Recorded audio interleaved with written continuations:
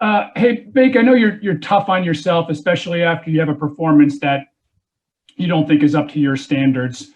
You used the word landslide the other day, and I know you're talking about the team not letting it snowball on you. But on a personal level, how do you stop it from, when you're not playing well, from being able to just kind of shake it off and move on to like a next play mentality? Yeah, I gotta have a short memory playing quarterback. That's for the good and the bad, but especially the bad. Finding, getting back to the basics, finding completions, and it's tough when you're in a momentum swing like that to get back on track. But this position, you have to be able to do that. So it's about finding completions and getting back to the basics. Obviously, the two losses stand out just from a team standpoint and probably from a personal standpoint and how you played. Was there any comment, and obviously two really good in-division teams, was there anything about those performances of yours, though, Baker, that stood out to you where you saw that you weren't doing something that you should be doing? Yeah, I think there's a lot of completions left out there to, not let them up front pin their ears back and bring a bunch of different crazy blitzes, get the ball out of their hands, not let them, get a little taste for hitting the quarterback and getting some of those sacks. Playing the field position game early on is more than okay. You don't have to win it in the first quarter. So I think there's things, little details wise that I can do a whole lot better at. Thanks. Jeff Shadell, we'll go to you. Hey, Baker, I know you have Kareem Hunt and Dennis Johnson, but do you feel without Nick Chubb, do you feel that there's more on your shoulders than there was when he was healthy? No, obviously losing a player and a person like Nick is never great, but no, I don't feel any added pressure because of that. Scott Petrick has our next question. Hey, Baker, we talked before the season about how you doubted yourself at points last year. After a game like Sunday, does your confidence take a hit at all? No, I think it's all very correctable things, and that will be corrected. So, no, I don't feel the same way. So then how important is it for you and the team to quickly bounce back against Cincinnati because you're still 4-2 and everything's right in front of you? Yeah, I'd say the feeling throughout the building after that loss, 4-2 has never felt so much like 0-6 before. So, but that's because, we have very high expectations for ourselves. So we're eager to get back to work and to get out there and fix the problems that we know are within our own control. Thanks. And how do you keep yourself from thinking about, there's a stretch of games that looks like, you'll be expected to win. So how do you keep yourself from looking at that too big a picture and just trying to fix this? With that singular game mindset, first and foremost, and no matter what the expectations are on the outside, we have to go in there and handle it. This is the NFL. There's no gimmies. You have to earn it in this business, so we have to handle it that way.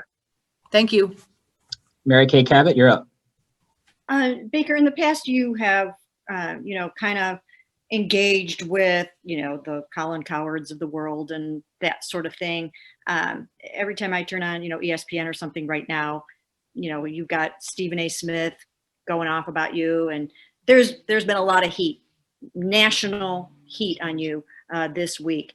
I'm just wondering what your approach is to that. Are you listening to it? Are you blocking it out? Are you letting it get to you? How are you handling it? I don't give a damn what they say. It's within this building. We know we can be better. I know I can be better, and that's how it's going to be handled. The outside noise doesn't matter. They get paid to talk. We get paid to do our work. So that's how it's going to be handled. Okay, thank you. Nate Ulrich, you're up. Hey, Baker, I know you've said, to your teammates something along the lines of, make sure you're holding me accountable. What has it been like? You're playing through injury, not playing as well as you wanted, obviously, Sunday. I guess that could be said for the whole team. But what has it been like with you and the guys in the building, the people who you do give a damn about? It's the next game mentality. We know we can be better. I know I can be better, and they see that. And so we're all in it together right now. There's no the world is crashing right now mentality. We're in it together. We're on to get work and to move forward. Thanks. We'll go back to Jeff Shadell. Hey, we haven't asked you about the Bengals yet. Are they playing differently than they did when you saw them the second week of the season? They're doing a little bit, some small changes, some personnel changes as well.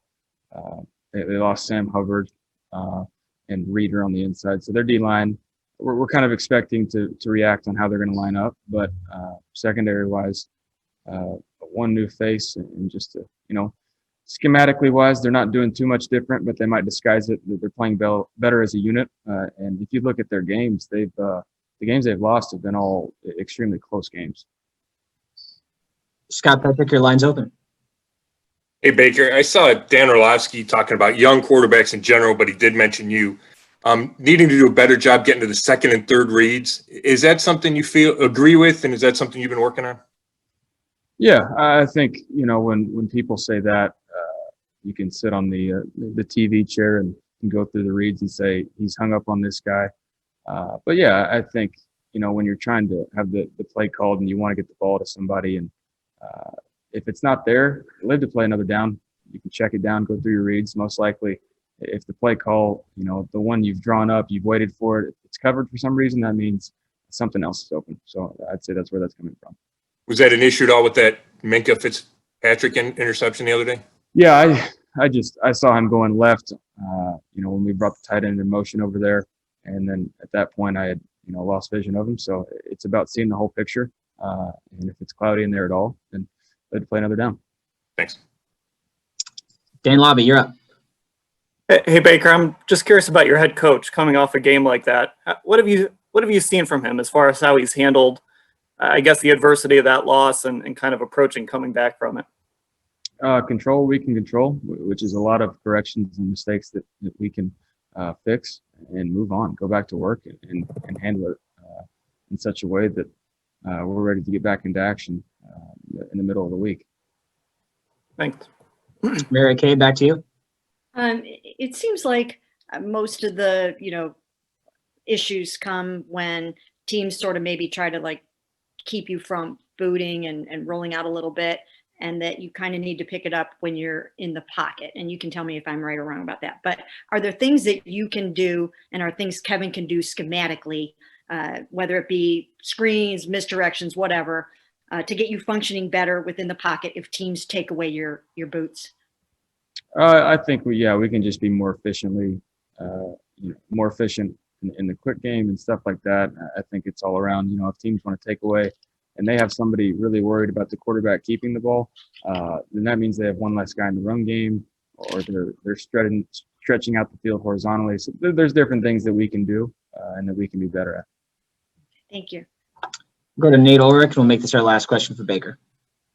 And Mary Kay really just touched on what I wanted to ask you about, Baker, but I guess, is there, a blueprint that you have to be on alert for when, the Steelers made that concerted effort, and obviously schematically the way they played affected it, but do you have to be on alert and be ready to counter when teams do try to take away that what seems like that bread and butter of the scheme?